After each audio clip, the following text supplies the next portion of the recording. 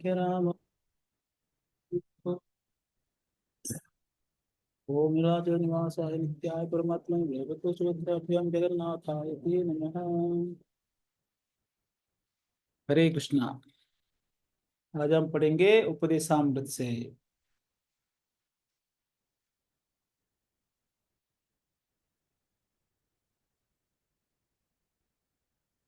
ददाति प्रतिगृह्णाति गुह्यमाख्याति पृच्छति भुङ्क्ते भोजयते चैव षड्विधं प्रीतिलक्षणम्।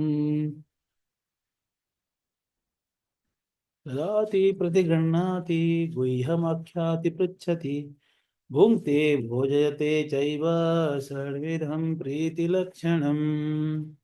ददाति प्रतिगृह्णाति गुह्यमाख्याति पृच्छति भुङ्क्ते भोजयते चैव षड्विधं प्रीतिलक्षणम्। उच्चारण करिए एक दो भक्त।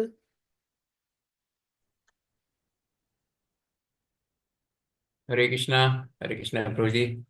ददाति प्रतिगृह्णाति गुह्यम् आख्याति पृच्छति भुङ्क्ते भोजयते चैव षड्विधं प्रीतिलक्षणम्। हरे कृष्णा। हरे कृष्ण। तदा ददाति बोलिए बोलिए बोलिए। ददाति प्रतिगृह्णाति गुह्यमख्याति प्रक्षति भुङ्क्ते भोज्यते चैव षड्विधं प्रतिलक्षणम्। हरे कृष्ण।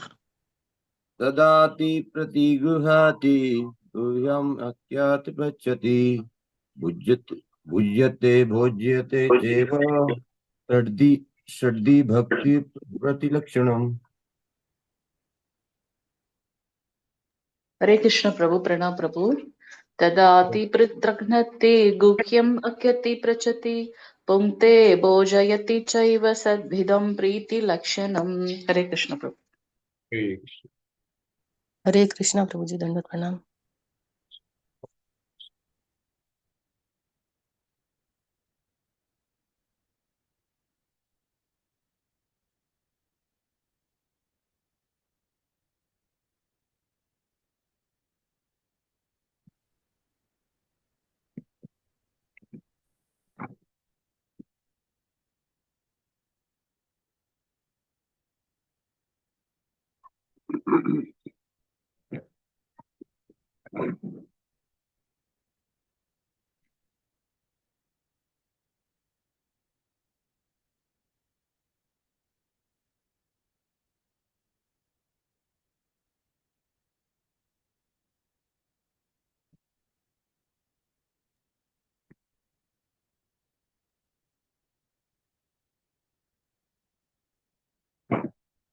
मुझे माइक बंद है आपका। Okay okay. हाँ, तो इस श्लोक में हम काफी चर्चा कर दिए थे और थोड़ा सा भूंगते भोजयते के ऊपर चर्चा करेंगे। ज्यादा नहीं, थोड़ा सा करेंगे। अगले श्लोक में जाएंगे हम लोग। तो खास करके भक्तों के लिए भूंगते भोजयते में थोड़ा सा सावधानी रखना है कि हम लोगों को किसके हाथ से खाना है, कहाँ प्रसाद लेना है, ये भी जानना जरूरी है। भूंगते भोजयते के नाम पे अगर कहीं भी जाए और खा ले तो समस्या हो सकता है।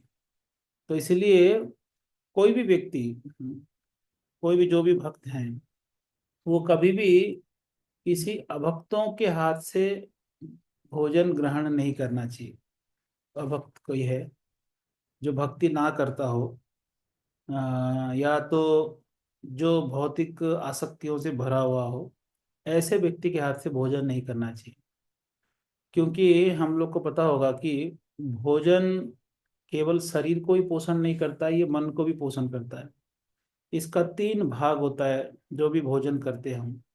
एक भाग तो हमारे शरीर को पोषण करता है, एक भाग हमारे मन को पोषण करता है, बाकी सब जो है वो हाँ शरीर से बाहर निकल जाता है, जो वेस्ट है। तो इसलिए मन भी स्वस्थ होता है भोजन से। कई बार लोगों को पता नहीं है, तो लोग सोचते हैं कि हम खाते पेट भरने के लिए। पेट भरने के लिए नहीं खाते, वास्तव में मन को भी स्वस्थ रखना है तो आपको भोजन बहुत आवश्यक है। और भी कैसे भोजन? शुद्ध प्रसाद होना चाहिए, सात्विक भोजन होना चाहिए। आप देखेंगे ऐसे भी लोग संसार में आपको मिलेंगे जो ट्रेन चल रहा है, ट्रेन रेलवे ट्रैक में लोहा रख देते हैं तो ट्रेन पलट गया, ऐसे विचार आते हैं। कुछ लोग माता का, मुझे होस्ट बनाई तो सबको म्यूट कर,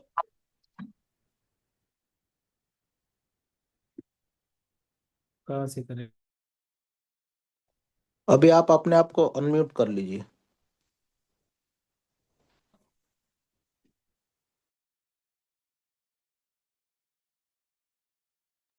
हाँ, तो कई बार असुर प्रवृत्ति के लोग होते हैं जो दूसरों को नुकसान पहुंचाने में ज्यादा उनको ग्लानि नहीं होता है। ऐसा बुद्धि क्यों? इसी समाज में रहते, मनुष्यों के बीच में रहते हैं, पशु की समान। हाँ, ठीक है, प्रणाम कर लेता हूं। पशु के समान उनकी प्रवृत्तियां क्यों है? क्योंकि भोजन उनके वैसे है। जो गोमांस खाता हो, जो दूसरे जीव का हत्या करके भोजन करता हो, वो सत्वगुण में कैसे आ सकता है? इसलिए ऐसे कार्य करने के लिए उनको थोड़ा भी उनको डर नहीं लगता, भय नहीं लगता, लज्जा नहीं लगता। तो इसलिए भोजन बहुत जरूरी है। क्या भोजन कर रहे हैं हम, सोच समझ कर ही हमको भोजन करना चाहिए। और ऐसे शास्त्रों में वर्णन है कि जैसे कि पहले हम जानते हैं ऋषि मुनि श्राप देते हैं तो श्राप लग जाता था, आशीर्वाद देते हैं आशीर्वाद लग जाता था। पर आजकल कलयुग में ये सब नहीं होता है। क्यों? क्योंकि सबसे बड़ा दोष क्या है, हम अपने वाणी को अशुद्ध कर दिए हैं या नष्ट कर दिए हैं अ, अयोग्य व्यक्ति के हाथ से भोजन करके। तो हमारा वाणी का जो शक्ति था वो चला गया। ना हम कुछ श्राप देंगे ना लगेगा किसी को, ना आशीर्वाद देंगे तो किसी को लगेगा। और उससे भी ज्यादा भयंकर क्या है कि हम झूठ बोलते हैं। हमें ये सब मिथ्या वचन बहुत प्रिय हो गया हम लोग के लिए। तो ये है। दूसरा, हमारे हाथ खराब हो गया है अयोग्य व्यक्ति से दान लेकर। अयोग्य अयोग्य व्यक्ति से जब दान लेते हैं, अपात्र व्यक्ति से, तो फिर हमारे हाथ खराब हो जाते हैं। मन खराब हो गया है इंद्रिय विषयों की चिंतन करके। तो इस प्रकार से हम अपने भोजन को बहुत सावधानी से लेना चाहिए कि कौन से भोजन हमको लेना चाहिए। तो भोजन के ऊपर हमारे पुणे मंदिर में एक बार हमारा ट्रेनिंग में लगभग 2 घंटे तक प्रवचन हुआ कि भोजन कैसे करना है और कैसे भोजन कराना है। 2 घंटे के ऊपर इसके ऊपर चर्चा हो। केवल प्रसादम सर्विंग कैसे करना है, कैसे सेवा करना है, परोसना कैसे है। कई लोग को पता नहीं कैसे परोसना चाहिए। भक्तों को बुला तो लेते हैं और परोसना कैसे पता नहीं है। कैसे बनाना है वो तो पता है नहीं, खैर वो तो एक बात अलग है, पर कैसे परोसना है वो भी आइडिया नहीं। तो इसी के ऊपर बहुत चर्चा हुआ कि वास्तव में प्रसाद कैसे खिलाना चाहिए। अगर भक्तों को बुलाना हो तो, किसी को भी हम बुलाते हैं भोजन कराते हैं, कैसे सावधानी पूर्वक भोजन कराना है, कैसे आदर पूर्वक सत्कार करना है, स्वागत करना है। यहाँ तक चर्चा में हमारे एक प्रभु जी कह रहे थे कि अगर कोई प्रसाद ले रहा है, जैसे आजकल सिस्टम होता है ना, खड़े खड़े खाते हैं या खड़े खड़े, और या बैठे हैं तो जाके प्रसाद लेना पड़ता है, फिर आके बैठ के खाओ। बोलते हैं कि कोई खा रहा हो अगर खड़े हो गया ना, उसका आधा भूख ऐसे ही खत्म हो जाएगा। या तो आप अगर परोस रहे हैं बाल्टी लेके, और जो बकेट है या बर्तन है उसको खुटर खुटर खुटर आवाज करते हैं, ऐसे खरोचते हैं, उससे व्यक्ति को लगता है कि खत्म हो गया है जो भी है। हाँ, वो डर जाता है, तो उससे भी उसका आधा भूख खत्म हो जाता है। कई बार लोग है ना छोटे से कटोरी में लाते हैं, छोटे चम्मच से डालते हैं, ऐसे मानो घर में कुछ है ही नहीं अभी। तो ये भी हाँ, बहुत जरूरी चीज को ध्यान देना, बहुत सावधानी से सेवा करना चाहिए, आदर पूर्वक प्रसाद परोसना चाहिए। ऐसे करने से क्या होगा, ददाते भुंक्ते भोजयते चैवो, इसका पालन हम कर सकते हैं। थोड़ा सा इसके ऊपर चर्चा करना था। और हाँ, तो कंक्लूजन में इस श्लोक में तात्पर्य में प्रभुपाद जी क्या बताते हैं कि सार यही है इस श्लोक का, भक्तों की संगत में ही रहना है। और इन नियमों के पालन करने से धीरे धीरे धीरे कृष्ण भावना भावित हो सकते हैं, कृष्ण भावनामृत हो सकते हैं, और धीरे धीरे हम भक्ति में आगे आगे बढ़ सकते हैं। तो यही सार है। कल्टीवेट करना बहुत जरूरी है। जैसे हम खेती करते हैं तो कल्टीवेट करते हैं धीरे धीरे जो क्रॉप्स होते हैं। पहले खेती करना ना, हल से खेत करना, फिर उसके बाद बीज डालना, पानी डालना, उसको खरपतवार वगैरह निकालना, सिंचन करना इत्यादि, जो रक्षा करते हैं खेती का, वैसे हम भक्ति को भी ऐसे कल्टीवेट करना चाहिए। धीरे धीरे ग्रो करता है। ऐसा नहीं रातों रात बड़ा हो गया सब पेड़ या खेती जो है आगे बढ़ गया, ऐसा नहीं होता है। तो इस प्रकार से बड़े सावधानी से कल्टीवेट करना है। नियम कानून पालन करना आवश्यक इसलिए है क्योंकि हम अगर इस परिस्थिति में या ये जो मानसिक स्थिति हमारा है, इस स्थिति में अगर भगवान के सामने चले भी जाए या भगवान के साथ रहना भी शुरू कर दे तो भी हम कृष्ण भावना भावित नहीं हो सकते। ये, हाँ, ये रहस्य है। दुर्योधन भी कृष्ण के आसपास रहता था पर वो कृष्ण भावना भावित नहीं हो पाया। केवल कृष्ण के साथ रहने से कृष्ण भावनावत नहीं बन सकते। इन विधि विधानों का पालन करके जब तक हम अपनी चेतना को शुद्ध नहीं करते हैं, तब तक हम, जब तक कृष्ण से हमारा आसक्ति नहीं होता है, कृष्ण साथ रहे या ना रहे, हम कृष्ण भावना भावित नहीं हो सकते। इसीलिए हम भगवान, अभी देखो कई लोग भक्त लोग चिंता करते हैं। हाँ, कई कई बार हम लोग चिंता करते हैं कि भगवान दर्शन दे दो, दर्शन दे दो, आपका दर्शन करना है। हम आशा करते हैं कि भगवान दर्शन दे दें, पर हमारा, हम अपने चेतना को अगर रेडी नहीं किए, तैयार नहीं किए उस हिसाब से, तो भगवान सामने आ भी जाएं तो भी हमको कोई लाभ नहीं होगा। इसलिए भगवान दर्शन नहीं देते अभी। तो इसलिए कल्टीवेशन बहुत जरूरी है। रेगुलर कल्टीवेट करना, प्रोसेस फॉलो करना बहुत जरूरी है। तो इस प्रकार से इसमें हम थोड़ा सा इस श्लोक में हम चर्चा किए। अब अगला श्लोक चर्चा करेंगे हम। हाँ, 5वां नंबर श्लोक है ना। इसमें सार यही है, देखिए लास्ट में प्रभुपाद यही बोलते हैं, the conclusion is that we should always keep company of devotees and observe the regular devotional principles, follow in the footsteps of acharyas, and in full obedience carry out the order of spiritual master. In this way, we shall able to develop our devotional service and dormant Krishna consciousness. यही सार है कि भक्तों की संगत में रहना है, आचार्यों को फॉलो करना है, गुरु की आज्ञा का पालन करना है, और हम धीरे धीरे कृष्ण भावना भावित होना है, कृष्ण भक्ति में आगे बढ़ना है। यही कंक्लूजन है। क्योंकि अगर कंक्लूजन हमको नहीं पता होगा, सार, तो फिर हम यहाँ वहाँ भटक सकते हैं। ये मैं अभी बताऊंगा इस श्लोक में। कृष्णेति यस्य गिरितं मनसा ध्रियेत दीक्षास्ति चेत् प्रणतिभिश्च भजन्तमीशम् शुश्रूषया भजन विज्ञमनन्यमन्य निन्दादिशून्यमृदमीप्सित संगलब्ध्या कृष्णेति यस्य गिरितं मनसा ध्रियेत दीक्षाति चेत् प्रणतिभिश्च भजन्तमीशम् शुश्रूषया भजन विज्ञमनन्यमन्य निन्दातिशून्यमृदमीप्सित संगलब्ध्या कृष्णेति यस्य गिरितं मनसा ध्रियेत दीक्षाति चेत् प्रणतिभिश्च भजन्तमीशम् शुश्रूषया भजन विज्ञमनन्यमन्य निन्दादिशून्यमृतमीप्सित संगलब्ध्य। आप लोग उच्चारण कर सकते हैं, कोई हाथ उठाइए, मैं अनम्यूट करूंगा।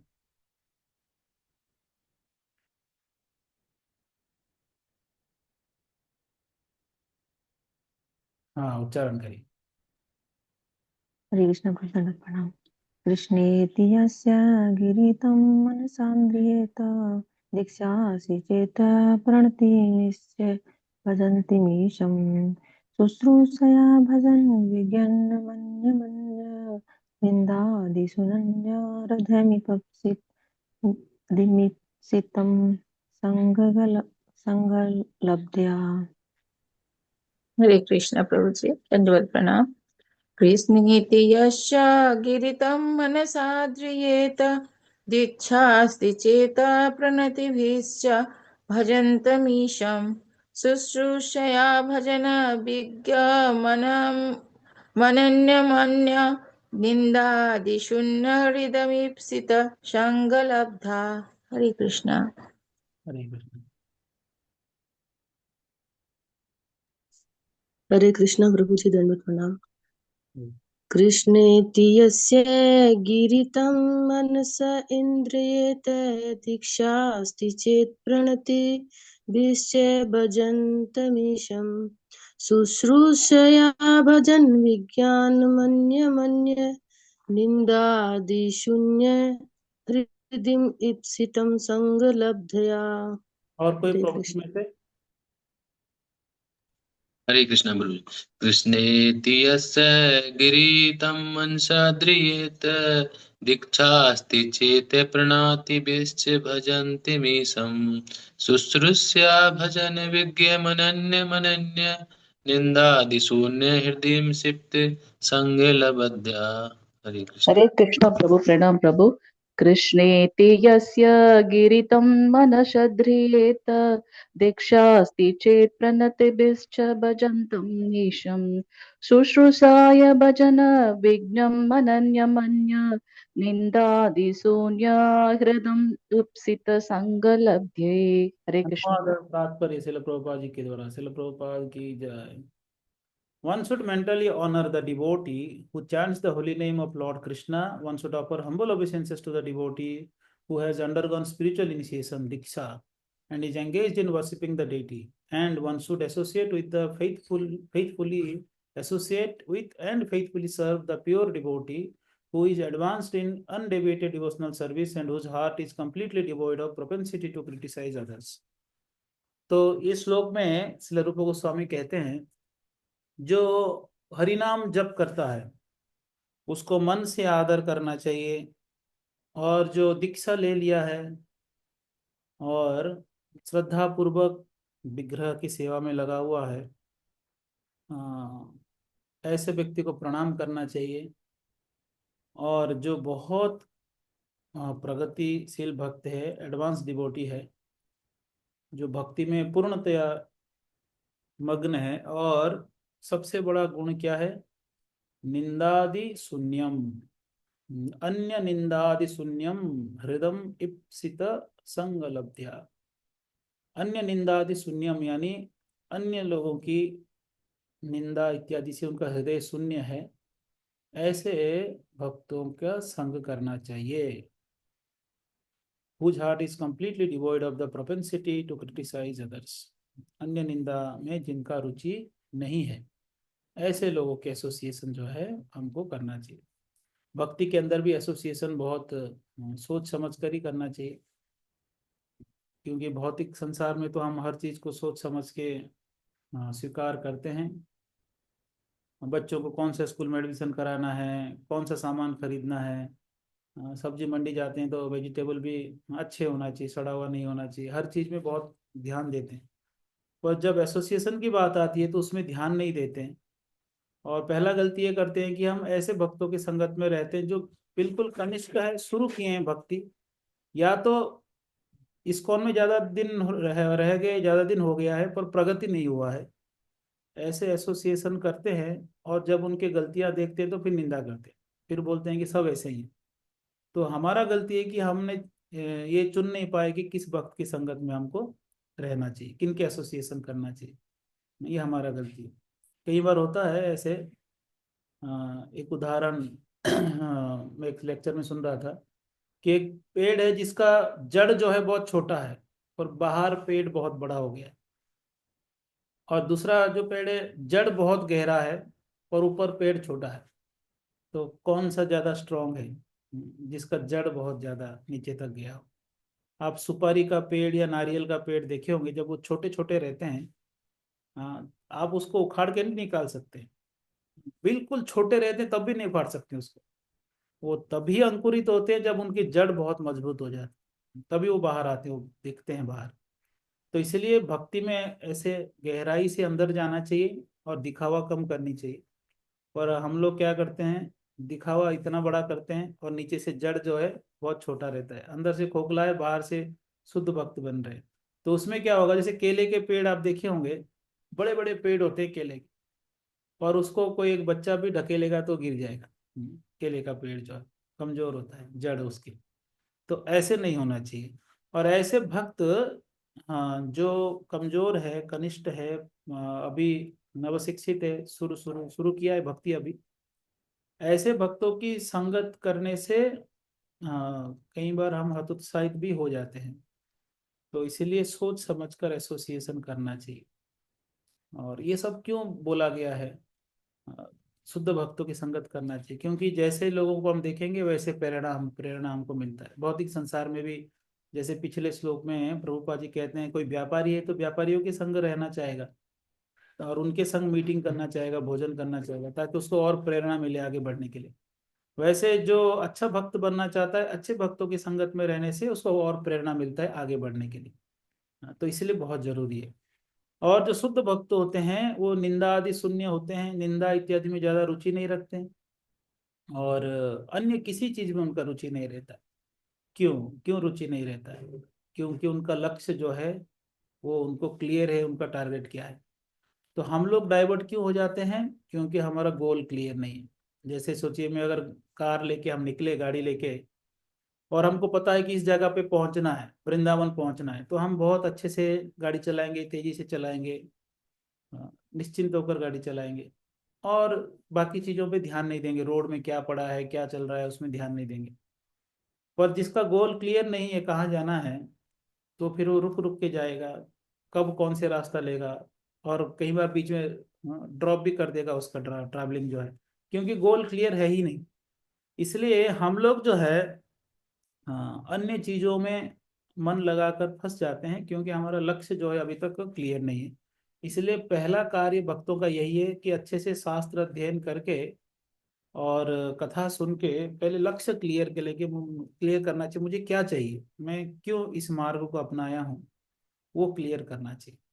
जैसे हरे कृष्णा महामंत्र जप भी करते हैं, ध्यान पूर्वक क्यों नहीं कर पाते हैं? क्योंकि हमको पता नहीं है कि जप क्यों कर रहे हैं, और किन का नाम जप कर रहे हैं, क्यों कर रहे हैं, इसका ध्यान नहीं देने से कौन से अपराध होते हैं, इस सब चीज़ों के बारे में विचार नहीं करते हैं, इसलिए ध्यान पूर्वक जप नहीं कर पाते हैं। जैसे कि कोई लोहा है, अगर आग में रखते हैं, जित ज़्यादा देर तक रखेंगे तो लाल हो जाता है, आग के समान होता है, फिर उस आग से आप जला सकते हैं अन्य चीज़ें भी। पर अगर लोहा थोड़ा रखेंगे, थोड़ा बाहर निकाल देंगे, तो फिर उसको गर्म नहीं हो सकता। या और एक उदाहरण हम दे सकते हैं कि कोई अगर सोचिए यज्ञ कर रहा है, आग लगाया और फिर थोड़ा पानी डाल दिया, फिर आग लगाया, फिर पानी डाल दिया, तो कैसे यज्ञ होगा, कैसे आग जलेगा? तो इसी प्रकार से हम अपने लक्ष्य क्लियर नहीं होने की वजह से हम बार बार क्या करते हैं, कृष्ण भावना भावित अग्नि प्रकट तो करते हैं, जलाते हैं, फिर उसमें पानी डाल देते हैं, इंद्रतुप्ति या अन्य मन को यहाँ वहाँ लगा के फिर उसको बुझा देते हैं। इसलिए हमारा प्रगति नहीं होता है, बहुत समय होने के बाद भी प्रगति नहीं हो पाता है, क्योंकि हम फोकस्ड नहीं है। जैसे भी वो एक मैग्नीफाइंग ग्लास आता है ना, उसको आप फोकस करेंगे तो पेपर भी जल जाते हैं, सनलाइट में रखेंगे तो फोकस करेंगे तो ही जलेगा। आप फोकस नहीं करेंगे, ऐसे ऐसे घुमाएंगे तो कोई पेपर नहीं जलेगा। तो इसलिए कंसंट्रेशन और फोकस बहुत जरूरी है, ये तभी होता है जब गोल क्लियर है। और इन चीज़ों के बारे में वर्णन बार बार इसलिए शास्त्रों में आता है कि लक्ष्य कृष्ण होना चाहिए। जब लक्ष्य कृष्ण है तो फिर हम अन्य चीज़ों में ध्यान नहीं देंगे। एक उदाहरण दूंगा तो और ज़्यादा समझ में आएगा। अब सोचिए किसी व्यक्ति है, उनके परिवार में कोई सदस्य है, बहुत बीमार हो गया, इमरजेंसी आ गया। अब तो सोचो कोविड चल रहा है, और किसी का बेटा जो है वो एडमिट है, और वहाँ पर वो सिलेंडर है नहीं ऑक्सीजन का। तो उसको डॉक्टर बोला, देखो ये छोटा सा हॉस्पिटल है, या सिलेंडर नहीं है, आप पास के शहर में जाके जल्दी ले आओ, नहीं तो आपका बेटा मर जाएगा। ठीक है, तो उनको गाड़ी दे दिया गया। तो वो गाड़ी तेजी से जाएंगे। वो कितना तेजी से जाएंगे? हाँ, बहुत आतुरता के साथ जाएंगे। अच्छा, रास्ते में अगर सोचिए उसके गाड़ी से कोई एक बाइक वाला ठोक के चला गया, या कोई गाड़ी वाला उसको गाली देने लगा अभद्र भाषा में, तो वो उतर के लड़ेगा कि वो आगे बढ़ेगा? क्या लगता है आपको? तूफान को क्या लगता है, वो उतर के उसको लड़ना चाहिए या आगे बढ़ना चाहिए? आगे बढ़ना चाहिए प्रभु जी। पर वो तो ईगो हट कर दिया, वो तो गाड़ी को भी ठोक दिया। हाँ, वो गाली। प्रायोरिटी हाँ। प्रायोरिटी ऑक्सीजन है तो अभी हाँ, नहीं। Direct oxygen. इमरजेंसी क्या है उसको पता है कि यहाँ अगर लड़ते रहूं तो मैं फंस जाऊंगा, तो मेरे पास इतना टाइम नहीं है, बहुत सीरियस मैटर है, यहाँ लड़ने की टाइम नहीं। अगर सोचिए कोई ट्रैफिक पुलिस भी रोक दिया उसको, और वो सिग्नल नहीं तोड़ा फिर भी रोक दिया, तो पुलिस वाला 500 1000 मांगेगा, वो भी दे देगा, वो लड़ेगा नहीं। भाई मुझे जाने दो पहले। जो खर्चा करना है करेगा वो, जिसका हाथ पैर पकड़ना है पकड़ेगा, भाई मुझे जल्दी से ऑक्सीजन दे दो ताकि मेरा बेटा जिंदा रहे। तो मैटर बहुत सीरियस है, इसलिए वो कहीं उलझेगा नहीं। तो हम इस शरीर में आए हैं, मनुष्य शरीर में और कल मैं एक ग्रंथ पढ़ रहा था, एक प्रसंग पढ़ रहा था कल, तो उसमें वर्णन यह आता है कि व्यासदेव जी युधिष्ठिर महाराज जी को कहते हैं कि मृत्यु के बाद ये शरीर एक मिट्टी का ढेर मान लो या एक लकड़ी मान लो, जैसे कि एक यहाँ हुआ पड़ा हुआ लकड़ी की समान मान लो, कोई वैल्यू नहीं है इसका। या तो उसको जला दिया जाता है, या फेंक दिया जाता है, या जमीन में गाड़ दिया जाता है और मिट्टी में मिल जाता है, उसका जीरो वैल्यू है। हमारा ये शरीर का वैल्यू कितना है? जीरो है। 1 रुपया भी उसका लाभ नहीं है शरीर का, अगर आत्मा इससे निकल जाता। कोई उसको स्टोर करके रखता भी नहीं इस शरीर को। और ऐसे शरीर में करोड़ों योनियों के बाद जब यहाँ पर आए हैं, घूम घूम के करोड़ों साल के बाद, और इससे हम ऊपर उठ सकते हैं हमको पता है, और इससे नीचे जा सकते हैं ये भी पता है, और उसको गंभीरता से लेकर कृष्ण में मन नहीं लगा के अगर यहाँ वहाँ छोटे छोटे चीजों में लड़ते रहेंगे, ध्यान भटाते रहेंगे, तो फिर हम मूर्ख हो गए कि नहीं? हम ऐसे ही मूर्ख है जो कि उतर कर गाड़ी वालों से झगड़ा लग रहा है, वो उधर बेटा मर रहा है हॉस्पिटल में। तो इसलिए गोल क्लियर होना चाहिए कि मुझे कृष्ण चाहिए, मुझे इसी जन्म में शुद्ध होकर भगवान के पास जाना है, मुझे चेतना को शुद्ध करना है, मुझे कहीं डाइवर्ट नहीं होना है, मुझे कोई सम्मान करे अपमान करे कोई फर्क नहीं पड़ता। ये कब स्थिति आता है? जब हमारा लक्ष्य क्लियर है। बहुत जरूरी। क्यों शुद्ध भक्त जो है मान सम्मान सुख दुख में ज्यादा डाइवर्ट नहीं होते हैं? क्योंकि वो फोकस्ड रहते हैं कि कृष्ण चाहिए, ये तो छोटे छोटे चीजें होते रहेंगे। तत्तेनु कंपाम सुसमीक्षमाण भुंजान एवात्म कृतम विपाकम।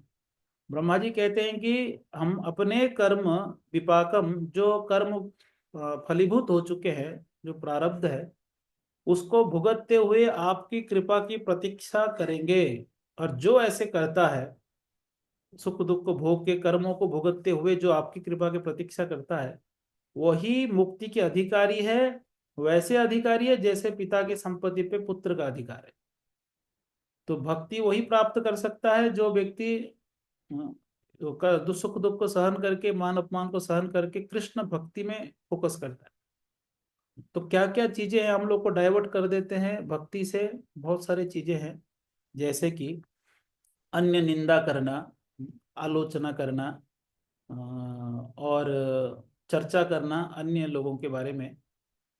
इसलिए दूसरों के गलतियों को चर्चा करने से वो उसका कर्म बंधन हमको भी लगता है। कोई पाप किया है, कोई किसी अब हत्या कर दिया किसी का, तो उसका पाप का भागीदारी खुद बनता है, और उसके चर्चा करने वालों को थोड़ा थोड़ा शेयर मिलता है। तो इसलिए चुप रहना ठीक है। निंदा करना, ईर्षा करना, अन्य व्यक्ति की प्रगति को देखकर, सुख को देखकर ईर्षा करना, ब्लास्फेमिंग, हाँ, उनको निंदा इत्यादि करना, और सेल्फ ग्लोरिफिकेशन, खुद का गुणगान करना, मैं कितना अच्छा हूँ, मैं कितना बढ़िया हूँ। इनडायरेक्टली और डायरेक्टली कई बार हम लोग क्या करते, घुमा फिरा के ये बता ही देते हैं कि हम कितने बढ़िया है, हमारे जैसा भक्त कोई नहीं है। जैसे कि एक प्रभु जी कह रहे थे ना कि अगर कोई एकादशी को अगर 64 माला कर दिया है, तो पहले तो सोचता है किसको ना बताऊं, फिर जब तक वो बताता नहीं है ना, उसको पचता नहीं है कुछ का ना, तो बता ही देता है वो। कहीं ना कहीं किसी ना किसी को इनडायरेक्टली बोल ही देता है। हाँ, आज बहुत थकान हो रहा है। क्यों हो रहा है? क्योंकि कल निर्जला थे ना, इसलिए हो रहा है। और क्या थोड़ा गले में दर्द है? तो पूछेंगे, व्यक्ति अगले वाला पूछेगा क्या, क्यों दर्द है? क्या कल बहुत ज्यादा जप कर लिया ना 64 माला, तो गला दर्द हो गया। तो घुमा फिरा के बताना है कि हम कितने बढ़िया है, हम कितने स्पेशल है। हमारा तो अभी दीक्षा हो गया, ब्राह्मण दीक्षा हो गया, हम बहुत स्पेशल है, महाराज जी हमसे बात किया, आशीर्वाद दिए। तो कुल मिला के सेल्फ ग्लोरिफिकेशन और ये जो आत्महत्या करना और अपना गुणगान करना, दोनों एक ही है। ये प्रसंग एक आता है महाभारत में। एक बार कर्ण जो है वो युधिष्ठिर महाराज पे आक्रमण किया, और ऐसे प्रहार किया कि युधिष्ठिर महाराज मूर्छित हो गए अपने रथ में। तो उसके सारथी जो है उनको कैंप में वापस लेके आ गया, और वापस लेके आ गया तो अर्जुन जो है बड़े क्रोध में थे कर्ण को मारने के लिए, पर वो पहले भाई को देखने आए। और पर हालांकि इतना आघात होने पर भी, पहले महाभारत युद्ध में आप लोग जानते होंगे कि प्रतिदिन युद्ध में बहुत सारे नुकसान होता था, शरीर में बहुत सारे अस्त्र है ना, तीर लगते थे, खून बहता था। तो जब एक दिन हमारे हाथ में कुछ लगता है तो अगले दिन वो हाथ सूज जाता है, कट गया तो फिर कुछ छूने लायक भी नहीं रहता है। पर दिन भर इतने तीर लगने पर भी अगले दिन कैसे वो युद्ध में जाते थे? क्योंकि रातों रात सारे ब्राह्मण मंत्र उच्चारण करके सबको ठीक कर देते थे, तुरंत ठीक कर देते थे, इसलिए अगले दिन वापस पूरे एनर्जी के साथ लड़ाई करते। 18 दिन तक ऐसे ही चला। नहीं तो एक दिन के युद्ध के बाद अगले दिन उठने लायक नहीं रहेंगे अगर मंत्र उच्चारण से ठीक नहीं किया जाएगा। तो वहां युधिष्ठिर महाराज आए, मूर्छित हो गए थे। तो वहां ब्राह्मण लोग मंत्र उच्चारण से उनको ठीक कर दिए थे और वो विश्राम कर रहे थे। तो अर्जुन दौड़ के आए, कृष्ण आए, भैया कैसे हो, रोने लगे। तो युधिष्ठिर पहले देखते ही पूछते, अर्जुन कर्ण मर गया, मार दिया कर्ण को तूने? कर्ण ने मेरे ऊपर प्रहार किया। तो अर्जुन बोला वो तो उनको मार देंगे बाद में, पहले तो मैं आपको देखने आया। तो युधिष्ठिर महाराज को बहुत गुस्सा आया कि मेरे ऊपर वो प्रहार किया फिर भी तुमने उसको छोड़ दिया, धिक्कार है तुम्हारे गांडीव, धिक्कार है तुम पे। तो बहुत डांटने लगे। अर्जुन प्रतिज्ञा लिए थे जो मेरे गांडीव को अपमान करेगा उसको मैं मार दूंगा। तो अर्जुन तुरंत तलवार निकाले कि भैया आप मेरे गांडीव को अपमान किए, अब मैं आपका सर काट दूंगा, इधर शरीर से अलग कर दूंगा। तो दुविधा में आ गए। तो वहां पर कृष्ण भगवान जो है उनको समझाते हैं अर्जुन को, बोले देखो शास्त्रों में वर्णन है कि अपने से बड़ों का अपमान करना और उनको मार देना एक ही बात है। अपमान करना यानी हम उनको मार ही देते हैं। इसलिए भक्तों बड़ों का कभी अपमान नहीं करना चाहिए। अपमान अगर कर दिया अपने वाणी से या कार्यों से तो हम उनको मार ही दिए मान। तो बोलते हैं कि आप इनको अपमान करो युधिष्ठिर को तो मृत्यु के बराबर हो जाएगा, आप तलवार से मत मारो, अपना भाई है, अभी युद्ध बाकी है। तो उन्होंने बहुत अपमान करते हैं उनका, युधिष्ठिर महाराज जी को बड़े कष्ट से अपमान करते, इच्छा तो था नहीं। तो उसके बाद अर्जुन बोलते हैं मैं मेरे भाई का अपमान किया, अब मैं मरना चाहता हूँ, आत्महत्या करना चाहता हूँ, तलवार निकाले अपना सर काटने के लिए। तो भगवान बोलते इसका भी एक उपाय है शास्त्रों में कि जो अपना गुणगान करता है वो आत्महत्या करने के बराबर है। देखिए कृष्ण भगवान कहते हैं। तो बोलते खुद का गुणगान करो खूब। तो अर्जुन खुद का गुणगान करने लगे, मैं गांडीवधारी अर्जुन क्या नहीं कर सकता, तीनों लोग को जीत सकता, ऐसे बहुत गुणगान किए। तो मर गए, आत्महत्या कर दिया। तो इसीलिए सेल्फ ग्लोरिफिकेशन मतलब सुइसाइड करना। इसीलिए इनडायरेक्टली और डायरेक्टली हो अपना गुणगान कभी नहीं करना चाहिए।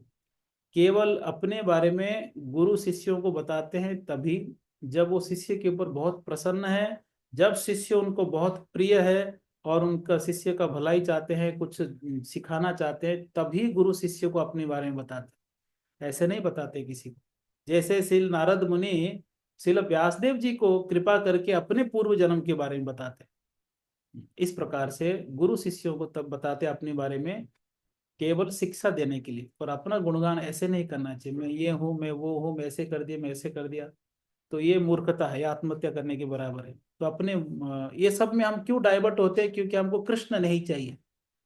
भक्ति में आ तो गए पर अभी कृष्ण नहीं चाहिए। कई लोग भक्ति में आते हैं मन की शांति के लिए, तो कृष्ण नहीं चाहिए तो फिर कुछ नहीं मिलेगा।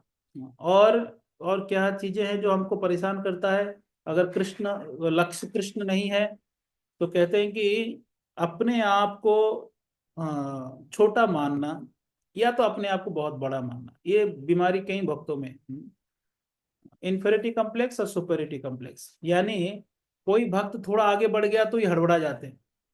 या पता चला कोई जन्माष्टमी हुआ, कोई फेस्टिवल हुआ और सोचिए कोई किसी को, कोई भक्त को स्पेशल गिफ्ट मिला कि ये इस साल बहुत अच्छा सेवा किया। वो अच्छा किया, अच्छी बात है, ऐसा नहीं आपने कुछ नहीं किया, पर वो व्यक्ति के अंदर उथल पुथल होने लगता है कि अरे मैं तो कोई सम्मान नहीं, कोई इज्जत नहीं, मैं तो बहुत पीछे हो गया। यानी इन्फेरिटी कॉम्प्लेक्स मतलब दूसरों को आगे बढ़ते हुए देख के अपने आप अपने दुखी हो जाना। सुपरियरिटी कॉम्प्लेक्स मतलब सब लोग नीचे है, मैं ही श्रेष्ठ हूँ, मैं अच्छा भक्त हूँ, ये तो सब नए हैं, मेरे से विशेष, मेरे से अच्छा भक्त, स्पेशल भक्त कोई नहीं है। ऐसे सोचना ये भी मेंटल प्रॉब्लम है, ये भी मानसिक रोगियों के लक्षण है कि ऐसे सोचते हैं, अपने को श्रेष्ठ मानना या अपने को छोटा मानना। तो मन को बैलेंस रखना चाहिए, तभी होगा जब फोकस कृष्ण में। और कृष्ण अगर लक्ष्य नहीं है तो हमारे व्यवहार में भी भेदभाव आ जाता है, उच्च नीच देखने लगते हैं, अच्छा बुरा देखने लगते हैं, और हम व्यवहार में भी गड़बड़ करते हैं। ये अपना है, ये पराया है, ये मित्र है, ये शत्रु है। प्रहलाद महाराज कहते हैं 7वां स्कंद में कि शत्रु मित्र केवल मन से उत्पन्न होता है, ना कोई शत्रु है ना कोई मित्र है। जो हमारे इंद्र तृप्ति में मदद करता है वो मित्र हो जाता है, जो हमारे इंद्र तृप्ति में बाधा बनता है शत्रु हो जाता है। और वही शत्रु अगर हमको वापस मदद करने लगा तो मित्र हो जाता है। तो हमारा कैलकुलेशन जो है सेंस ग्रेटिफिकेशन है। तो ये मन से उत्पन्न होते हैं शत्रु, वास्तव में कोई शत्रु ना कोई मित्र है। तो इसलिए हम समभाव कब रखेंगे, जब हम सोचेंगे कृष्ण हमारा जीवन का लक्ष्य है, सारे जीव कृष्ण के अंश है, तो हम योग्य व्यवहार करेंगे। समभाव का अर्थ ये नहीं है कि आप जंगल में जाएंगे शेर के गले में हाथ डाल के बोलेंगे आप भी आत्मा हो मैं भी आत्मा हूँ, ये समभाव नहीं है। समभाव का अर्थ ये नहीं है कोई शराब पी रहा है उसके पास बैठेंगे बोलेंगे आप भी आत्मा है भगवान के अंश है मैं भी भगवान के अंश हूँ। समभाव का अर्थ है उचित व्यवहार करना और भेदभाव नहीं करना, जिसको जो जितना डिजर्व करता है उसको उतना रेस्पेक्ट देना, ये समभाव है। एक जगह में पढ़ रहा था कि जो व्यक्ति प्रसाद परोसने में भी भेदभाव करता है, ऐसे याद आ गया इसलिए कह रहा हूँ, प्रसाद परोसने में अगर पंगत चल रहा है सब लोग खा रहे हैं और परोस रहे हैं, उसमें अगर जो भेदभाव करता है, अपना है ज्यादा दे दिया, कोई अपना नहीं है तो उसको कम दे दिया, जो भेद करता है, अगले जन्म में वो काणा होके जन्म लेगा, एक आंख नहीं रहेगा उसका। तो ये आश्चर्य की बात है ना। तो ऐसे ऐसे चीजें शास्त्रों में कई चीजें हैं।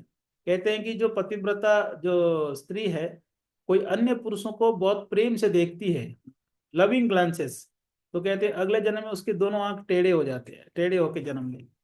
तो कई चीजें हैं शास्त्रों में वर्णन है ना। जैसे कि एक एक वर्णन में पढ़ रहा था, कहते हैं जो भोजन करते हैं भोजन के बाद कम से कम 16 बार मुंह धोना चाहिए, कुल्ला करना चाहिए 16 टाइम्स।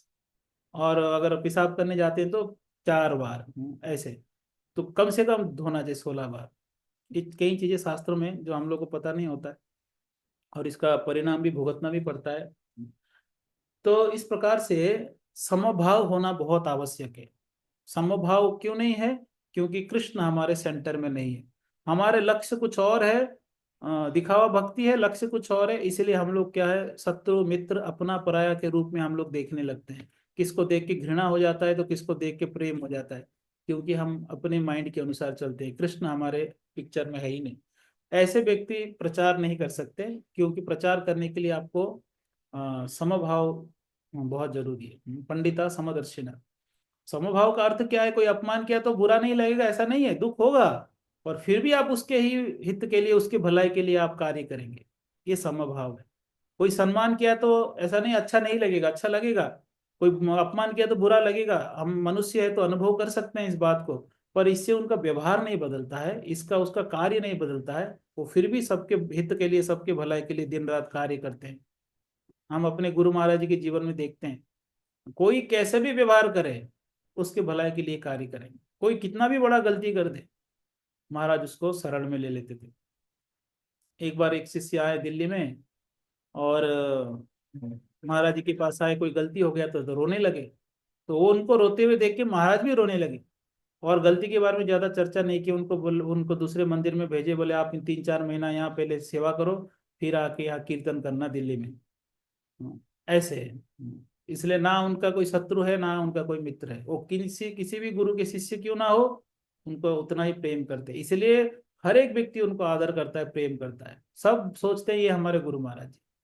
पर मुझे राधा गोविंद गोस्वामी महाराज जी उदयपुर में आए थे एक बार, तो वहाँ अल्टर दर्शन किए, दर्शन करने के बाद पूछ रहे थे कि गुरु महाराज जी का फोटो कहाँ है। तो मायापुर वैसे सोच रहे हैं कि प्रभुपाद जी का फोटो तो है यहाँ, तो इनके गुरु जी तो प्रभुपाद जी है, तो गुरु महाराज जी की फोटो कहाँ है क्यों पूछ रहे हैं, उनको समझ में नहीं आया। तो बोलते यहाँ परम पूज्य गोपाल कृष्ण महाराज जी का फोटो कहाँ है, ये सबके गुरु है, ये हम सबके गुरु महाराज, ऐसे बोलते। तो क्यों एक शुद्ध भक्त सबके प्रिय होते हैं, क्योंकि वो भेदभाव नहीं करते, सबको प्रेम करते, और कोई कितना भी गलती करे उनको क्षमा करके सेवा में लगाते, कोई इस्कॉन से बाहर ना चला जाए इसका ध्यान रखते थे। तो इसीलिए हमको समभाव जरूरी है। अगर कृष्ण लक्ष्य है तो समभाव होगा। अच्छा, कई बार मन में ऐसे भी प्रश्न उठता है कि प्रभु जी किसी का गलती देखते हैं। अभी मैं कल या परसों किसी भक्त से बात कर रहा था, वो यही कह रहा था, प्रभु जी जब से आप गए यहाँ से अब कोई भक्त से प्रेम नहीं हो रहा है, और गलतियां गिना रहे थे। तो मैंने कहा आप मेरे निकट रहे हैं इसलिए आप मेरे प्रति मेरा आपका प्रेम भाव है, आप दूसरे भक्तों के निकट नहीं गए हैं तो उनके अच्छे गुण आप देख नहीं पा रहे और दूर से केवल निंदा कर रहे हैं। हर एक भक्त के अंदर अच्छे गुण होते हैं, अगर कुछ कमियां भी हों, ऐसा नहीं है कि केवल असुर है वो हिरण्यकशिपु है, कुछ ना कुछ अच्छे गुण होते हैं, तभी भक्ति में वो आए हैं। इसलिए आप अच्छे गुणों को देखो, केवल गलतियों को क्यों देखते हो? ऐसा देखोगे तो अपराध करोगे। तो इसलिए हाँ, हमको निंदा शून्य होना चाहिए, अच्छे गुणों को देखना चाहिए। देखिए अच्छे गुण कब देखेंगे, एक उदाहरण देता हूँ तो और समझ में आएगा। अब सोचिए किसी का बेटा जो है कोई गलती कर दिया और उसको पुलिस लेके चले गए जेल में, तो क्या माता पिता उसको त्याग देते हैं? समाज वाले जब घर पे आएंगे, सोसाइटी वाले, और बोलेंगे तुम्हारा बेटा ऐसे कर दिया वैसे कर दिया, माता पिता स्वीकार करेंगे उस बात को? यही बोलेंगे नहीं नहीं वो तो गलती से हो गया, हमारा बेटा है, वो ऐसा कभी नहीं किया, आज तक कभी गलती नहीं किया, गलती से हो गया, वो हमारा ही बेटा है। फिर जेल में जाएंगे टिफिन लेके, बेटा खा ले तू, कोई दिक्कत नहीं, हो जाता है गलती ऐसे। हर एक माता पिता ऐसे व्यवहार करेंगे बेटे के साथ। पर जब वही गलती कोई दूसरा किया तो फिर निंदा करेंगे, देखो देखो माता पिता क्या ट्रेनिंग दिए, बच्चा को बिगाड़ दिए, केवल निंदा करेंगे। इसलिए भक्तों, जब तक हम हर एक जीव को अपना नहीं मानेंगे, ये मेरा व्यक्ति, मेरा ही भाई है, क्योंकि ये भगवान के अंश है, ये सब भगवान के संतान है, ऐसे नहीं सोचेंगे, तब तक हम दूसरों को निंदा करेंगे और अपना गुणगान करेंगे। तो इसलिए वसुधैव कुटुंबकम ये तभी संभव है जब हम, पिताजी कौन है वो पता है हमको, एक ही पिताजी है, तो सारे संतान हम परिवार है। जब पिताजी कौन है भूल जाएंगे तो हम भेदभाव करने लगेंगे। इसलिए भक्तों को कम से कम मिनिमम क्राइटेरिया क्या है कि सबको अपना माने, किसी को पराया कोई अपना ऐसा नहीं है, सब अपने हैं। हाँ, अपने होने पर भी कुछ कुछ लोगों से हम दूरी बनाए रखते हैं ताकि हमारे भक्ति में बाधा ना बने। कोई ईर्षालु है तो थोड़ा गैप रखते हैं और उसका निंदा नहीं करते हैं। और ऐसे भी जो व्यक्ति अगर आता है मंदिर में या घर पे, उसको वैसे ही सत्कार करते हैं जैसे बाकी लोग को करते हैं। शत्रु भी घर में आ जाए तो उतना ही प्रेम से स्वागत करना चाहिए जितना मित्रों को करते हैं। ऐसे जो विचार रखने वाले हैं, ऐसे बड़ा हृदय वाले व्यक्ति जो है कृष्ण प्राप्ति जल्दी करते हैं। और जो छोटे बुद्धि वाले हैं, भेदभाव करते हैं, ईर्षा द्वेष करते हैं, घृणा करते हैं, निंदा करते हैं, अपने आप को श्रेष्ठ मानते हैं, बाकी सबको नीच मानते हैं, ऐसे लोग भक्ति में आगे नहीं बढ़ सकते। और उनको लग रहा है भक्ति में आगे बढ़ रहे हैं तो ये ही उनके लिए माया है। तो ये भ्रम में नहीं रहना चाहिए। इसलिए हमको जैसे गुरु महाराज जी जैसे ऐसे संतों के चरित्र के बारे में सुनना चाहिए, पढ़ना चाहिए, ताकि हमको पता चलेगा वास्तविक में वैष्णवता क्या होता है। हमारे गुरु महाराज जी कहा करते थे कि हम लोग सोचते हैं हम वैष्णव है, पर हम लोग वैष्णव नहीं, वैष्णव बहुत बड़ी चीज होता है, ऐसे महाराज कहते हैं। और सही में वैष्णवता ये बहुत बड़ी चीज है। हम लोग अभी प्रारंभिक स्तर में हैं, अभी धीरे धीरे धीरे आगे बढ़ना चाहिए। तो और क्या डाइवर्ट करता है हमको? अट्रैक्शन टू सेंस ग्रेटिफिकेशन, इंद्र तृप्ति में मन चला जाता है, क्योंकि मन में इच्छाएं हैं। और कृष्ण नहीं चाहिए तो सब कुछ चाहिए, जब कृष्ण चाहिए तो कुछ नहीं चाहिए। इसलिए हमको हमेशा कृष्ण प्राप्ति के लिए लालायित होना चाहिए। और लालसा नहीं है तो क्या करना चाहिए? पुण्य तीर्थ निसेवनात्, जब शुद्ध भक्तों की सेवा करते हैं तो फिर हमको कथा सुनने में रति उत्पन्न होता है। और रति उत्पन्न कथा में हो गया तो कृष्ण में रति उत्पन्न होता है। कथा में रुचि यानी कृष्ण में रुचि। हम जिसको प्रेम करते उसी के बारे में सुनना चाहते हैं। जब वो कृष्ण के प्रति प्रेम नहीं है तो सुनना कैसे चाहेंगे? तो ये रति कब उत्पन्न होगा? तो ये तभी उत्पन्न होगा जब हम भक्तों की सेवा करेंगे। इसलिए वैष्णव सेवा बहुत आवश्यक है। 5 अंगों से नाम संकीर्तन, भागवत श्रवण, श्रद्धा से श्री विग्रह सेवा, और चौथा क्या है? वैष्णव सेवा। इसलिए वैष्णव सेवा रखा गया है, क्योंकि जब तक व्यक्ति सेवा नहीं करेगा, सेवक नहीं बनेगा ना, वो तब तक भक्ति का आस्वादन नहीं कर सकता। बहुत जरूरी है सेवा। कोई यही सोचेगा मैं घर पे रह रहा हूँ, चौसठ माला कर रहा हूँ, 3 घंटा शास्त्र अध्ययन कर रहा हूँ और मैं भगवान के पास चला जाऊंगा, तो उसको ज्ञान तो आ जाएगा पर नम्रता नहीं आएगा, क्योंकि क्या नहीं कर रहा है? सेवा नहीं कर रहा है। जी मेरे स्वरूप है कृष्ण नित्य दास, दास बनना है। तो इसलिए जो भगवान के प्रतिनिधि है, गुरु आचार्य हैं और शुद्ध भक्त है जो निंदा से शून्य हैं, ऐसे भक्तों की सेवा करने से ही व्यक्ति के अंदर नम्रता आता है। नम्रता ही वो पात्र है जिसमें शुद्ध भक्ति हम रख सकते हैं। तो इसलिए सेवा करने से हमको धीरे धीरे भगवान के प्रति रुचि उत्पन्न होगा, रति, तो हमको अन्य चीजों से मन हट जाएगा। और ये चीज डिटेल में इसलिए कह रहा हूँ क्योंकि जब भी हमारा मन इन फील्ड में जाता है तो कम से कम हमको याद आएगा कि हम कृष्ण के बारे में नहीं सोच रहे हैं। शास्त्र के शास्त्र अध्ययन करके विचार नहीं कर रहे हैं। ये कब पता चलेगा? जब इन चीजों में जाएंगे। इसलिए मैं थोड़ा डिटेल में बता रहा हूँ एक एक चीज को। Taking unnecessary anxiety of the present, वर्तमान में हमारे जीवन में क्या हो रहा है उसके बारे में व्यर्थ की चिंताएं करना। व्यक्ति कब चिंता करता है? जब उसको ये पता नहीं है कि मुझे रक्षा करने वाला कौन है।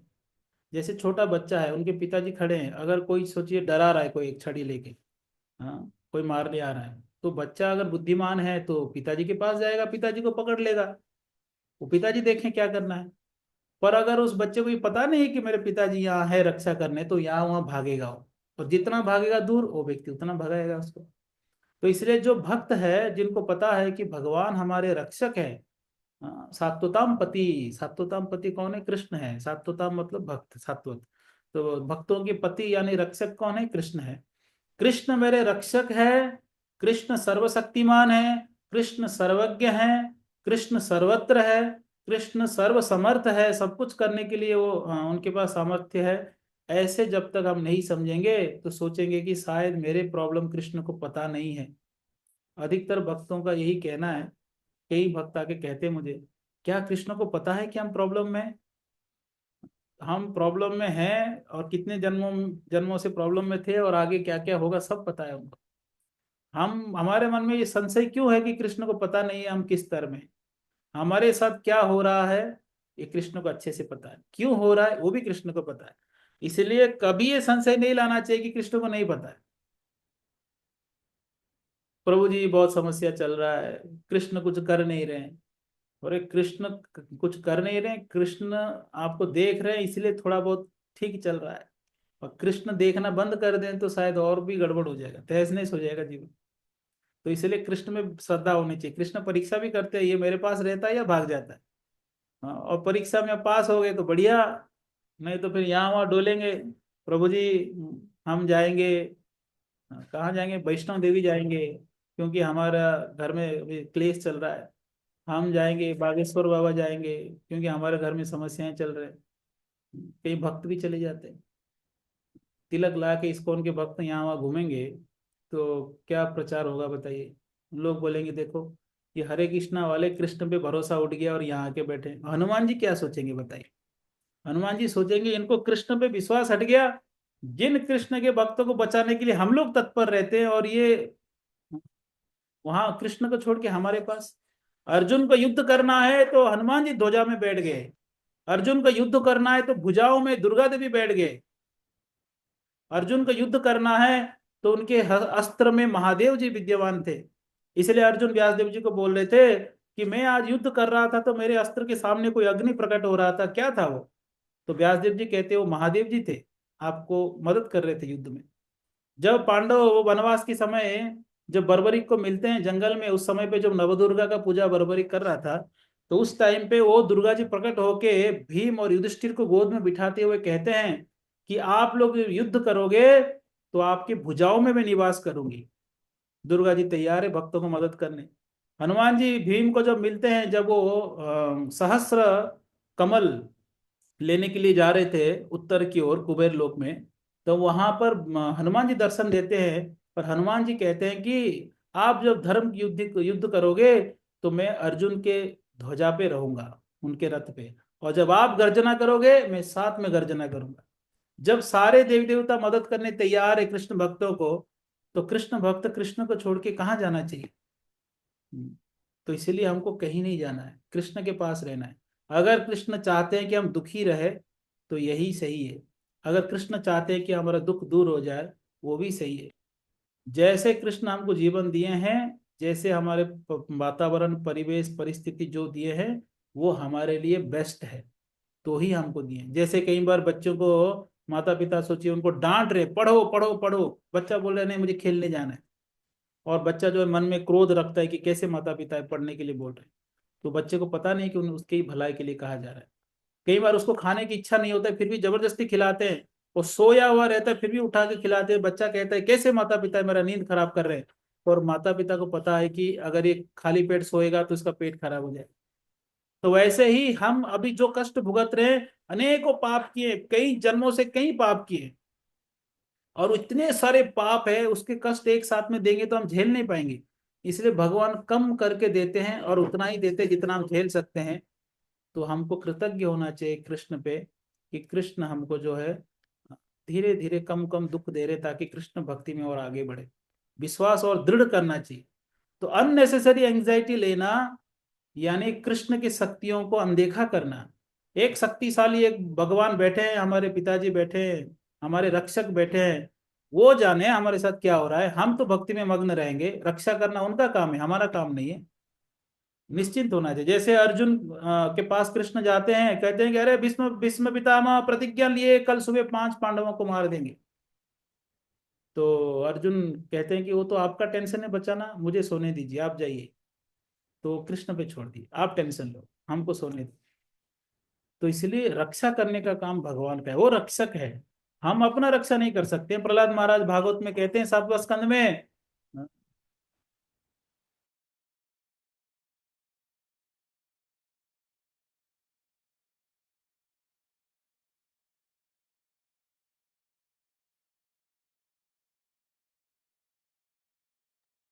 प्रहलाद महाराज कहते हैं कि अगर पिता का मृत्यु होगा तो बच्चा कुछ नहीं कर सकता, पुत्र का मृत्यु होगा तो पिता कुछ नहीं कर सकते। इस संसार में हम अपनी रक्षा नहीं कर सकते, क्योंकि हमारे नियंत्रण में कुछ है ही नहीं, तो क्या रक्षा करेंगे।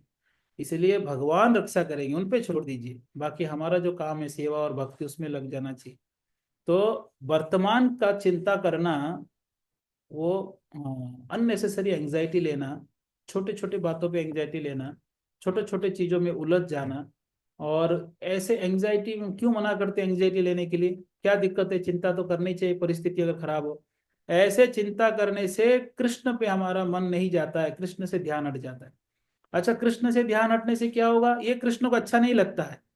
अब एक उदाहरण दूंगा तो और समझ में आएगा। अब सोचिए मैं किसी के पास बैठा हूँ, ठीक है, मैं किसी के घर गया, अब सोचिए तूफानपुर के घर में गया हूँ और बैठ के बात कर रहा हूँ, और बीच में उनका फोन आ गया तो फोन में बात करने लगे, और वो मोबाइल में व्हाट्सअप चार्ट देख खोल के लगने देखने लगे। तो क्या मुझे अच्छा लगेगा कि यार मैं घर में आके बैठा हूँ बात करने, ये तो मोबाइल में लगा हुआ है, चैटिंग कर रहा है, यहाँ घूम रहा है? तो मुझे बुरा लगेगा कि नहीं?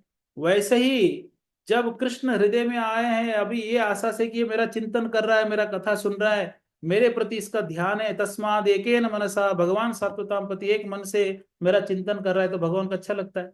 पर ये मेरे बारे में चिंता ना करके अन्य चीजों में इसका मन चला गया है, तो भगवान को अच्छा नहीं लगता। तो इसलिए एकाग्र चित्त से कृष्ण का ही चिंतन करना चाहिए, वो सुख परिस्थिति हो या दुख वाला परिस्थिति हो, तब कृष्ण को अच्छा लगता है। Krishna is a demanding lover.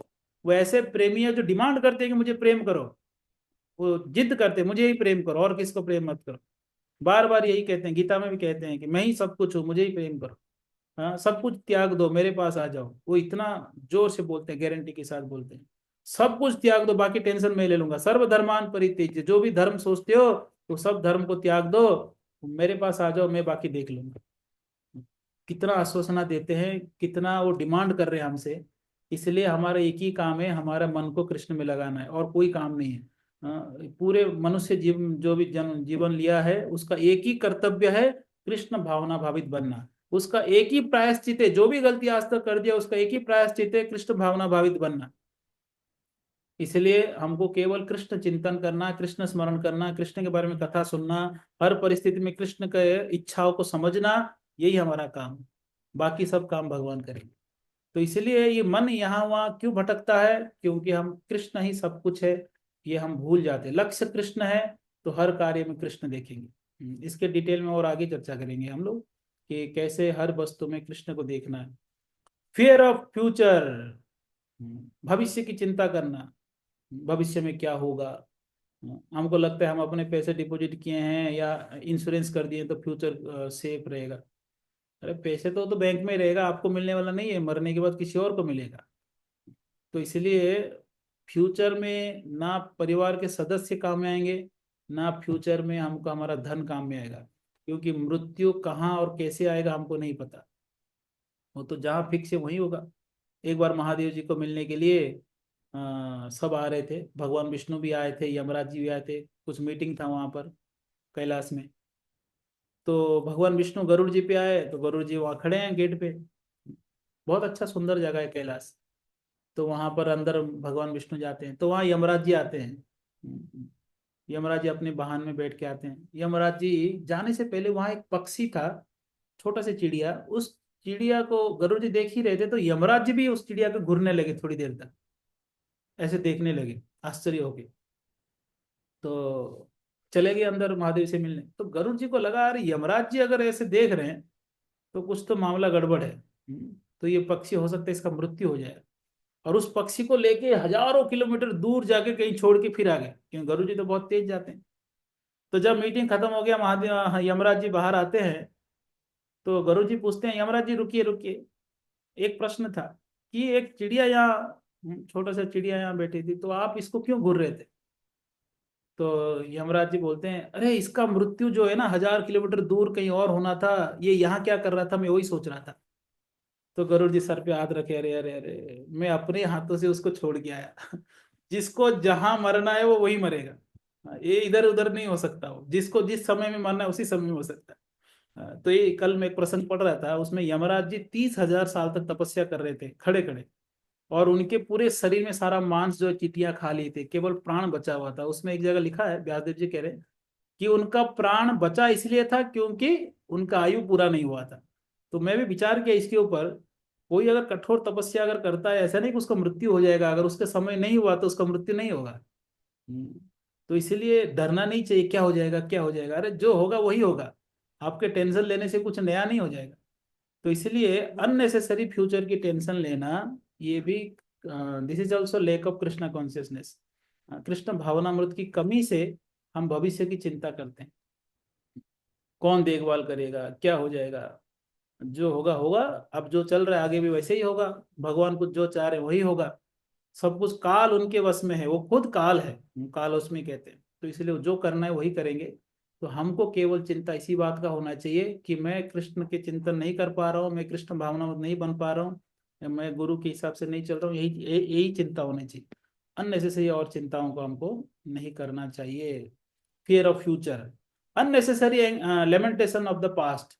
हाँ, अतीत जो गलती हो गया है उसका लेमेंटेशन, प्रायश्चित होना चाहिए, उसका प्रायश्चित करना चाहिए हमको, ग्लानि होना चाहिए उसके लिए। पश्चाताप, पश्चात यानी बाद में, गलती करने के बाद में गरम गरम आंसू आनी चाहिए, आंसू बहनी चाहिए। ताप, पश्चाताप होना चाहिए। ठीक है, पर इतना भी पश्चाताप मत करिए कि उसमें इतना डूब मत जाइए कि वर्तमान में जो करना चाहिए वही ना हो। इसलिए प्रायश्चित करके, पश्चाताप करके आगे बढ़ने की विचार करनी चाहिए, और कृष्ण भावनामृत होना चाहिए। इसलिए ये हो गया, वो कर दिया, ये कर दिया, मैं ऐसा हूँ मैं वैसा हूँ, जो रोता रहता है ना, मैं तुच्छ हूँ, मैं पापी हूँ। एक बार श्रील प्रभुपाद जी के पास एक व्यक्ति आके कहता है, एक भक्त, Prabhupada ji I am so fallen, मैं बहुत पतित आत्मा हूँ। प्रभुपाद जी कहते, वो तो मुझे भी पता है तुम पतित हो, आगे बढ़ने के लिए क्या कर रहे हो बताओ, प्रगति करने के लिए क्या कर रहे हो। इसलिए हमेशा अतीत जो हो गया है उसके बारे में विचार करते करते वर्तमान में कृष्ण भावनामृत को नुकसान नहीं होना चाहिए। और क्या है जो हम यहाँ वहाँ डाइवर्ट हो जाते हैं कृष्ण के बारे में सोचे बिना, मेंटल स्पेकुलेशन, अननेसेसरी चीजों के बारे में विचार करना। देखिए, कृष्ण भक्ति कोई कल्पना, काल्पनिक नहीं है, इसलिए इसको ज्यादा कल्पनाओं में खो नहीं जाना चाहिए। जैसे कि चैतन्य महाप्रभु के समय किसी ने कोई आगे चिल्ला रहा है, अरे देखो देखो यमुना में कालिया नाग के ऊपर कृष्ण नाच रहे हैं, जबकि वो बोट में एक व्यक्ति वो लालटेन लेके जा रहा था। तो महाप्रभु एक झापड़ बजाते हैं उसको। अननेसेसरी ऐसे स्पेकुलेट नहीं करना चाहिए। तो ऐसा नहीं, हो कृष्ण मेरे सपने में आ गए, ओ देखो देखो वो कृष्ण दिख रहे हैं, वो ये दिख रहे हैं। ज्यादा भाव में नहीं बह जाना चाहिए, जो प्रैक्टिकल दिया गया उस पर करना चाहिए। कृष्ण जब आपके हृदय में प्रवेश करेंगे तो लीलाओं का दर्शन अपने आप होगा। आप चाहे तो जबरदस्ती कृष्ण लीला में प्रवेश नहीं कर सकते। अननेसेसरी जो मेंटल स्पेकुलेशन में रहता है और केवल भाव में ही रहता है, ऐसे भावनाओं में रहता है, वो कभी भक्ति नहीं कर सकता, वो मेंटल प्लेटफॉर्म में रहेगा। पर ऐसे व्यक्ति भक्ति जल्दी छोड़ देता है, या तो फिर वैष्णव निंदा करता है। इसलिए ज्यादा इमोशनल नहीं होना चाहिए, जो दिया गया उसको करिए, तो अपने आप आपको भाव सब प्राप्त हो जाएगा, सब गिफ्ट में मिलेगा। हाँ, फॉलो करिए, अपने आप चीजें मिलेंगी। और फॉलो नहीं करेंगे, केवल भावना में बह जाएंगे, तो कुछ नहीं मिलेगा। और कैसे डाइवर्ट हो जाते हैं, डिबेटिंग और आर्गुइंग अननेसेसरली, बेकार के तर्क करना, डिबेट करना, आर्गुमेंट करना, उलझ जाना, ऐसे चीजों में नहीं पड़ना चाहिए। देखिए तर्क वितर्क ये हमारे वैष्णव सिद्धांतों में है ही नहीं। श्रील प्रभुपाद जी करते थे तर्क कब, जब कोई विद्वान बैठा है उसको भक्त बनाना हो, या तो पूरे समाज को एक मैसेज देना है कि ये गलत सिद्धांत है, तो बोलते थे। अननेसेसरी प्रजल्प में नहीं जाते थे। जैसे कि जीव गोस्वामी एक बार एक पंडित को हरा दिए थे। वो पंडित आके कह रहा है रूप सनातन को कि आप लोग या तर्क से हराओ या तो साइन कर दो, आप लोग हार गए। तो साइन कर दिए। रूप गोस्वामी कहते हैं हम तो तुच्छ जीव, हम तो मूर्ख है, यहाँ बैठ के जप कर रहे हैं, कौन बोल दिया हम पंडित है, साइन कर दिए। तो जीव गोस्वामी उनको हरा दिए। हालांकि जीव गोस्वामी हराए अच्छा किए, क्योंकि गुरु का अपमान वो सहन नहीं कर सकते। शिष्य का कर्तव्य है गुरु को डिफेंड करना, वो तो सही किए। पर रूप गोस्वामी क्या सिखाना चाह रहे थे कि यहाँ ब्रज में आके भजन करने के लिए आए हो या तर्क वितर्क करने के लिए आए हो, जाओ यहाँ से। तो जीव गोस्वामी यहाँ से चले गए। और जीव गोस्वामी साधारण व्यक्ति नहीं थे, इसलिए वो यमुना के तट में एक गुफा, यमुना नदी में जो एक होल था जिसमें मगरमच्छ रहा करते थे, ऐसे जगह वो बैठकर तपस्या किए कई साल तक। और केवल कभी मिट्टी खाते थे तो कभी कोई आटा दे दिया, कच्चा आटा पानी में घोल के खाते थे, तो कोई छाछ दिया तो पी लेते थे। ऐसे जीकर उन्होंने 4 लाख श्लोक लिखे थे। ये जीव गोस्वामी है। तो वहां पर रूप गोस्वामी सिखाते हैं कि तर्क वितर्क में समय व्यर्थ नहीं गंवाना चाहिए। अच्छा, आप अगर तर्क कर भी रहे हैं तो आपके पास सही ज्ञान हो और उस व्यक्ति को कन्विंस कर पा रहे हैं तो बढ़िया है। पर हमारे पास अधूरा ज्ञान होता है, बात छेड़ देते हैं और उसको कुछ परास्त नहीं कर पाते, और वो सोचता है कि अरे ये तो हार गया। ऐसे नहीं होना, इसमें उलझन में पड़ना ही नहीं चाहिए। तो इस प्रकार से ये जो चीजों के बारे में मैंने बताया, ये कहीं ना कहीं हम सब अपने जीवन में रिलेट कर पाएंगे।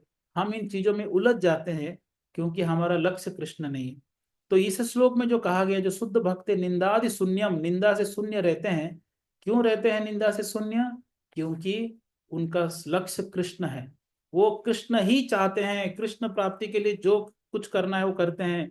आनुकूल्य से संकल्पम प्रतिकूल्य से वर्जनम, हाँ, जो भी प्रतिकूल है उसको त्यागते हैं, जो अनुकूल है उसको स्वीकार करते हैं। इसलिए वो भक्ति में आगे बढ़ते हैं। निंदा क्यों करेंगे? वो निंदा नहीं करते क्योंकि उनको इतना समय नहीं बिताना है उसमें। और निंदा क्यों नहीं करते? क्योंकि वो किसी की गलतियों को नहीं देखते, वो अच्छाइयों को देखते हैं। हर जीव है, वो स्वाभाविक गलतियां करते रहते हैं। इसलिए ये सब विचार करके वो अन्य निंदा में कभी नहीं पड़ते। वो अपने समय नहीं गवाते हैं। वो वैष्णव अपराध नहीं करते हैं। वैष्णव तो छोड़िए, अब अन्य जीवों का भी निंदा नहीं करना चाहिए। जो अभक्त है उसका भी निंदा मत करिए।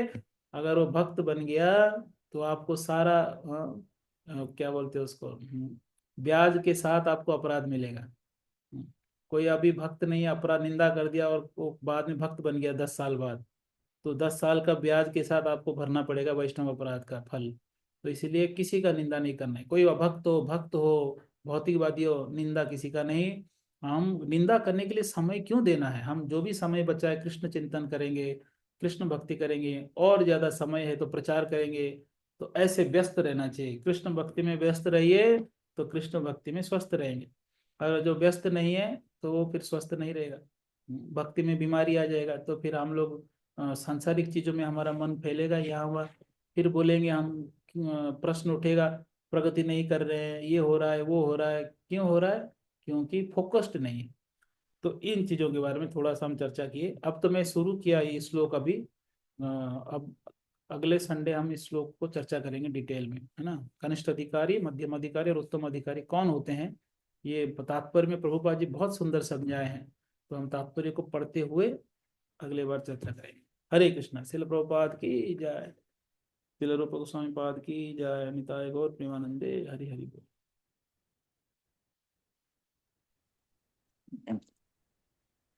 हरे कृष्णा प्रभु जी, थैंक यू वेरी मच। बहुत बहुत धन्यवाद, बहुत सुंदर प्रवचन आपने दिया। अगर हमने कई बार अगर आत्महत्या कर ही चुके हैं, स्वनिंदा कर अपनी प्रशंसा, स्व प्रशंसा करके, तो उसके लिए क्या उपाय हैं? हाँ, प्रायश्चित।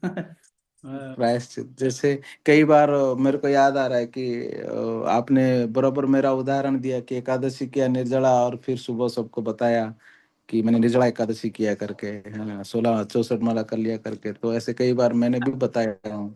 और हाँ। कई बार वो प्रसाद, कुछ भक्त लोग होते हैं तो मेरे लिए कुकिंग करते तो प्रेस करते, प्रभु जी प्रसाद खा लो ना, खा लो ना, खा लो ना, फिर मेरे को बोलना पड़ता नहीं खाना है।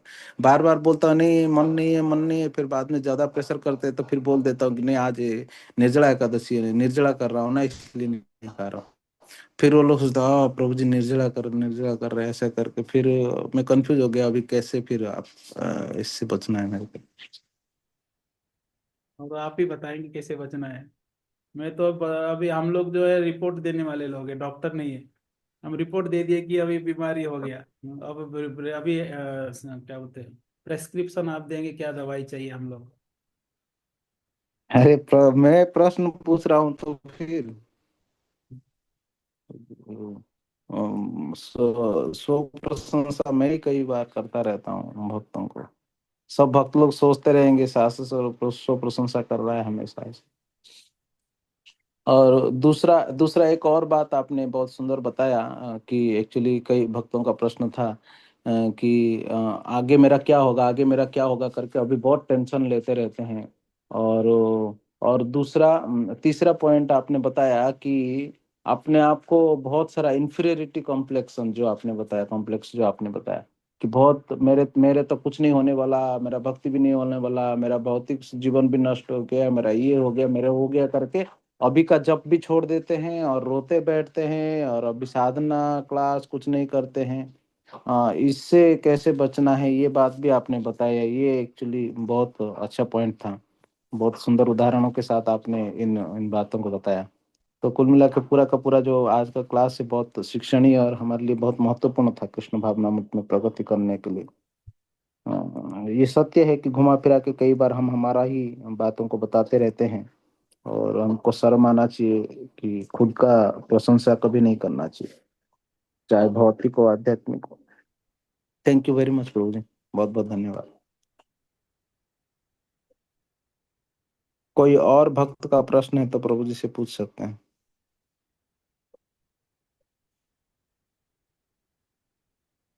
म्यूट है ना आप लोग, एक मिनट में अनम्यूट करता हूँ आप लोग को। हाँ अभी अनम्यूट कर सकते हैं आप अपने आप को।